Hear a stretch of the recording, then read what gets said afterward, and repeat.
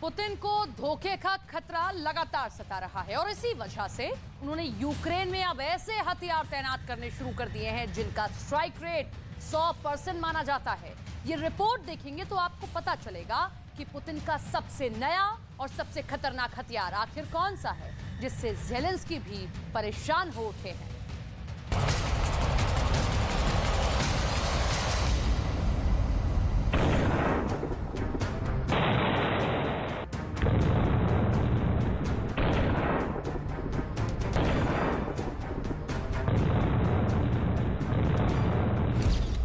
Zelensky पर चला Putin का चाबुक।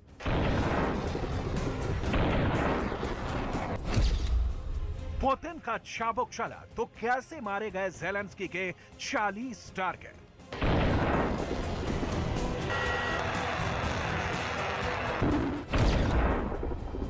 ये है ज़ेलेंस्की के आसमान में सबसे खतरनाक मिसाइल जो फायर की जाती है तो शिकार 100% करती है। इसकी पूरी गारंटी पुतिन की फौज देती है। इस एयर डिफेंस सिस्टम का नाम है बुक M3। इसे आप पुतिन का चाबुक भी कह सकते हैं क्योंकि इसकी मार के आगे ज़ेलेंस्की के गेम चेंजर हथियार जैसे हाइमर्स भी डरा डरा सा महसूस कर रहे हैं। यूक्रेन में पुतिन के इस नए अपडेटेड हथियार को जानने से पहले आपको एयर डिफेंस पर कुछ बुनियादी बातें बताते हैं जिससे आप इस रिपोर्ट को और बेहतर तरीके से समझ पाएंगे। एयर डिफेंस यानी दुश्मन के हवाई हमले को रोकने की ताकत। एयर डिफेंस सिस्टम में एक ऐसी मिसाइल होती है जो हवाई टारगेट पर फायर की जाती है। एयर डिफेंस क्रूज मिसाइल को भी रोकता है, एयर डिफेंस ड्रोन को भी रोकता है, एयर डिफेंस फाइटर जेट को भी रोकता है, एयर डिफेंस हेलीकॉप्टर को भी मार गिराता है, एयर डिफेंस रॉकेट हमलों को भी रोकने के लिए तैनात किया जाता है। रूस ने दावा किया है कि उसने यूक्रेन के 40 हवाई टारगेट को अपने book M3 air defence system से मार गिराया है। पुतिन की फौज इसे बड़ी कामयाबी मान रही है और उसका दावा है कि ज़ेलेंस्की के रॉकेट वाले हमले, यूक्रेन के फाइटर जेट वाले हमले और उनकी क्रूज मिसाइल सब रूस के आगे बेबस नजर आएंगी। रूस ने अपने बुक M3 को डॉनबास में कई जगह तैनात कर दिया है। बुक M3 एक मीडियम रेंज वाला एयर डिफेंस सिस्टम है जो क्रूज मिसाइल से लेकर फाइटर जेट और रॉकेट हमलों को रोक सकता है। इसकी मिसाइल की रेंज 2.5 किलोमीटर से लेकर 70 किलोमीटर तक होती है, यानी इस दायरे में दुश्मन का हवाई हमला नाकाम किया जा सकता है। ये एयर डिफेंस सिस्टम 15,000 मीटर की ऊंचाई तक और 35 किलोमीटर दूरी तक टारगेट को खत्म कर सकता है। इसमें मिसाइल दागने के लिए 6 ट्यूब होती हैं, यानी 6 मिसाइल इसमें एक बार में लोड की जाती हैं। इसकी मिसाइल 1 सेकंड में 3 किलोमीटर की रफ्तार से हमला करती है। ये एयर डिफेंस सिस्टम यानी इसके पुराने वर्जन 1980 में तैयार किए गए थे। यही वजह है कि इसके कुछ पुराने वर्जन ज़ेलेंस्की के पास भी हैं, लेकिन उनमें ज्यादातर अब पुतिन के ड्रोन हमलों से तबाह कर दिए गए हैं। रूस की फौज को बुक M3 सबसे पहले 2016 में मिला था। इसके पुराने वर्जन बुक M2 और बुक M1 भी खतरनाक माने जाते हैं, लेकिन बुक M3 को तकनीकी रूप से काफी बेहतर बना दिया गया है और यही पुतिन के मीडियम रेंज वाले एयर डिफेंस की सबसे नई और कामयाब ताकत बताई जा रही है। आखिर पुतिन को अपने इस सिस्टम को डॉनबास में उतारने की जरूरत क्यों पड़ी? अब इसे बहुत गौर से समझिएगा। ज़ेलेंस्की को अमेरिका ने हाइमर्स रॉकेट सिस्टम दिए जिसकी रेंज 70 से 90 किलोमीटर है। ज़ेलेंस्की को ब्रिटेन से M270 मिला जो हाइमर्स का ही दूसरा रूप है। इसकी रेंज भी इतनी ही है। इन दोनों रॉकेट सिस्टम ने पुतिन की फौज को कई मोर्चों पर बहुत बड़ा नुकसान पहुंचाया है। खार्किव से लेकर खेरसॉन में पुतिन को इन्हीं 2 मल्टी रॉकेट लॉन्चर ने पीछे हटने पर मजबूर कर दिया। रूस का दावा है कि अब वो हाइमर्स के रॉकेट को रोकने में कामयाब हो रहा है और इसकी बड़ी वजह बुक M3 जैसे एयर डिफेंस सिस्टम है। डॉनबास में अपनी पकड़ को मजबूत रखने के लिए पुतिन को ऐसे हथियार चाहिए जिन पर भरोसा किया जा सकता है और इस वक्त बुक M3 पुतिन को रोज अच्छी खबर दे रहा है।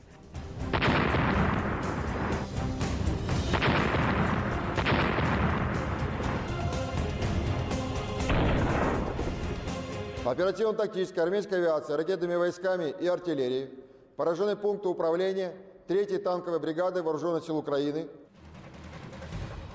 बुक M3 तो रूस की फौज में अभी शामिल किया गया है, लेकिन रूस इस हथियार को 80 के दशक से इस्तेमाल कर रहा है। नाटो इस एयर डिफेंस सिस्टम को SA-70 या ग्रिजली के नाम से भी पुकारता है।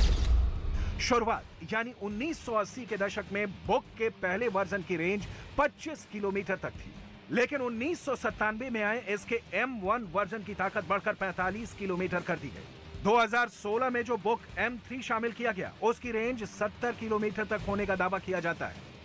ऐसे हथियार अब पुतिन को खेरसॉन की हार भुलाने की ताकत दे रहे हैं। पुतिन की फौज को भरोसा दिला रहे हैं कि खेरसॉन तो हाइमर्स ने उनसे छीन लिया, लेकिन अब डॉनबास का कोई इलाका ज़ेलेंस्की वापस नहीं ले पाएंगे। इसी भरोसे की वजह से पुतिन ने अब ज़ेलेंस्की के ठिकानों पर हमले बढ़ा दिए हैं और उनके अटैक का दायरा अब खेरसॉन के उन इलाकों तक पहुंच गया है जहां पहले पुतिन की सेना का कब्जा हो चुका था।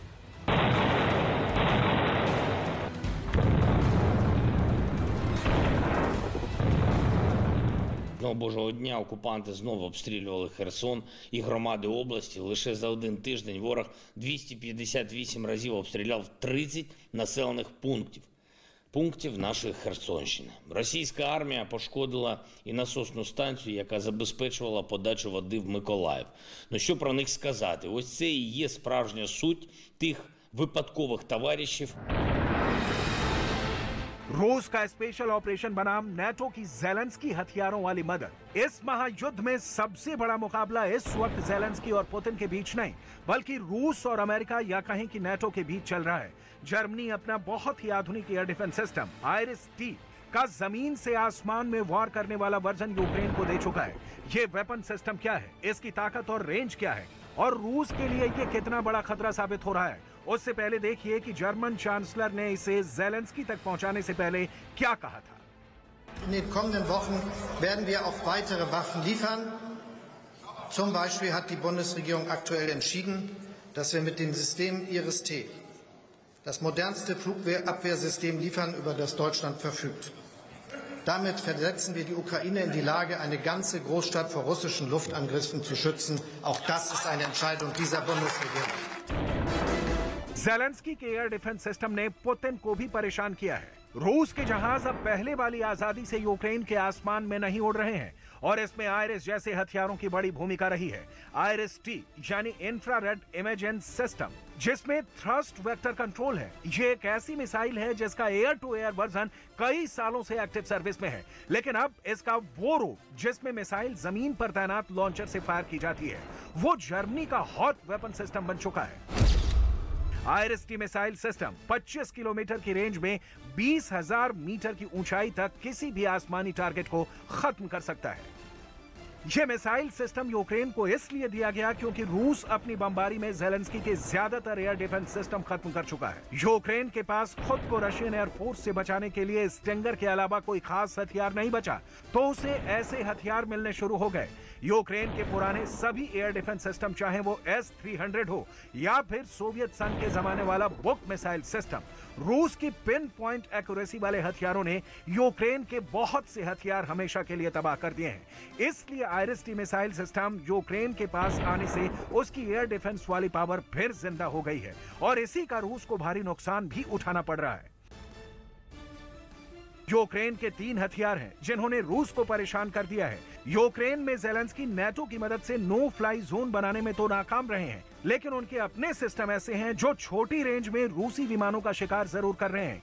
एयर डिफेंस सिस्टम से ये शिकार कैसे किए गए, इसका छोटा सा ट्रेलर देखिए।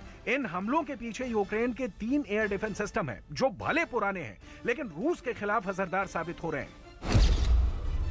पहला है स्टिंगर सिस्टम जो अमेरिका से मिला है, दूसरा है एस्ट्रेला और तीसरा है सोवियत दौर का S-300 air defence system. Soviet संघ के जमाने से active S-300 air defence system काफी भरोसेमंद हथियार माना जाता है।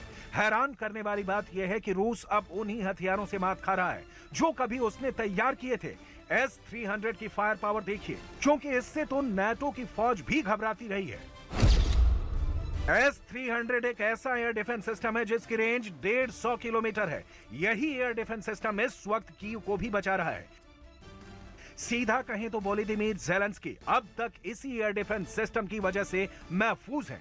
कीव में S-300 के तैनात रहने के मायने रूस भी बहुत अच्छी तरह समझता है, क्योंकि ये एयर डिफेंस सिस्टम भी सोवियत संघ के जमाने से रूस के पास है। दरअसल S-300 वो महाविनाशक है जो जेलेंस्की के लिए भी गेम चेंजर बना है। इस एयर डिफेंस सिस्टम के अलावा यूक्रेन को बाद में ऐसे नेटो से कई हथियार मिले हैं जिनसे उन्होंने रूस को रोका है।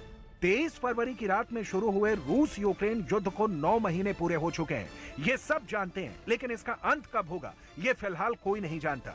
रूस की सेना अपनी मिसाइल पावर को बढ़ा रही है, बल्कि एयर डिफेंस जोन भी बढ़ते जा रहे हैं। हालांकि बढ़ते वक्त के साथ रूस पर युद्ध खत्म करने का दबाव भी बढ़ता जा रहा है।